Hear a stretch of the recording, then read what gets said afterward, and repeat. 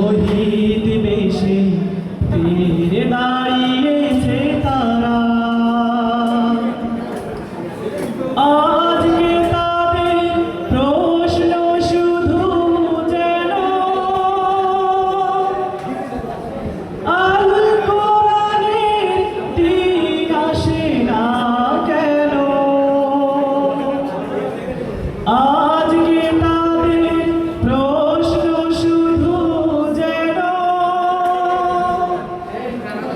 আল কোরআনের দিন আসে না কেন। কেন হয় না জয়ী মজলুম সব হারা। রক্ত মাখা শহীদ বেশে